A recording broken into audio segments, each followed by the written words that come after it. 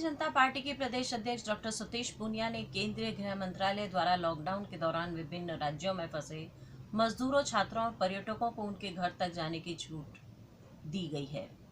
छूट का स्वागत किया गया है। साथ ही उन्होंने राजस्थान के मुख्यमंत्री अशोक गहलोत से भी अपील की है कि वो केंद्रीय गृह मंत्रालय के आदेश की अनुपालना करते हुए अन्य राज्यों में फंसे राजस्थानियों को उनके घर तक लाने की व्यवस्था करें।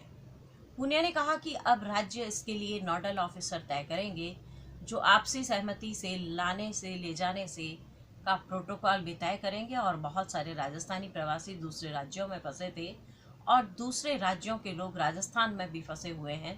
प्रदेश भाजपा की नियमित ब्रीफिंग में ये मांग भारत सरकार तक पहुंचाई गई थी, इन्हें इनके घरों तक जाने की छूट मिले। आज केंद्रीय गृह मंत्री अमित शाह ने इनको हो रही परेशानी को देखते हुए ये फैसला लिया है कि जिनके लिए हम उनका अभिनंदन करते हैं। डॉक्टर पूनिया ने कहा कि सरकार को इस काम के लिए अगर हमारे सहयोग की जरूरत हो तो हमें बताएं, हम हर तरीके से सहयोग के लिए तैयार हैं।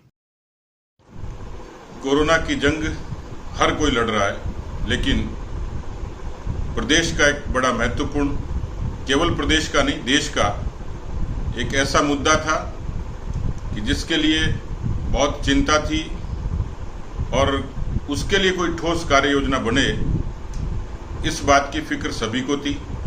खासतौर पर प्रवासी श्रमिक, विद्यार्थी, पर्यटक और तीर्थयात्री या कोई अन्य व्यक्ति जो किसी अन्य वजह से दूरस्थ स्थानों पर लॉकडाउन के कारण रुके हुए थे, ठहरे हुए थे। आज गृह मंत्रालय ने स्पष्ट कर दिया एक आदेश के जरिए कि अब वो लोग राज्यों की आपसी सहमति के आधार पर आवागमन कर सकेंगे, अपने गंतव्य की ओर आ सकेंगे। लेकिन इसके लिए गृह मंत्रालय ने कुछ निर्देश जारी किए हैं। खासतौर पर इसके लिए प्रोटोकॉल नोडल अधिकारी तय होंगे जो प्रोटोकॉल तय करेंगे और आपसी सहमति से इस तरीके की व्यवस्था करेंगे, जैसे बसों को सैनिटाइज करना, सोशल डिस्टेंसिंग का पालन करना, और जो व्यक्ति किसी भी तरीके से संक्रमित नहीं है, संदिग्ध नहीं है, वो होम क्वारंटाइन के लिए अपने गंतव्य स्थानों पर जा सकेंगे। शेष की व्यवस्था चिकित्सा अधिकारी के तहत आगे की जाएगी। मुझे लगता है कि एक जो शंका थी, जो संशय था, जो भ्रम था, वो दूर हुआ। अब चाहिए राज्य सरकारों को कि वो अपनी प्राथमिकता के आधार पर पड़ोसी और दूरस्थ राज्यों से आपसी बातचीत करके प्रवासी श्रमिकों के लिए उनकी समस्या का समाधान यथोचित तरीके से करें। इसके लिए मैं ये मानता हूँ कि अभी भी न खतरा टला है न चुनौती टली है। इसलिए सब लोगों से ये गुजारिश रहेगी कि लॉकडाउन की और कोरोना की एडवाइजरी का केंद्र और राज्य सरकार के स्वास्थ्य मंत्रालयों की एडवाइजरी का ठीक से पालन करें।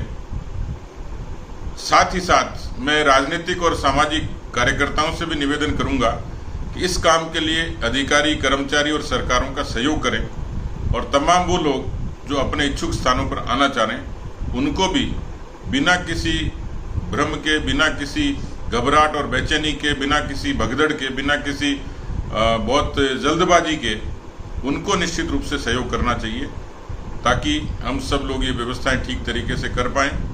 कोरोना से लड़ने के लिए जो एक सूत्र वाक्य वो आज भी कायम है, घर पर रहें, सुरक्षित रहें और बार बार अपने हाथों को धोते रहें।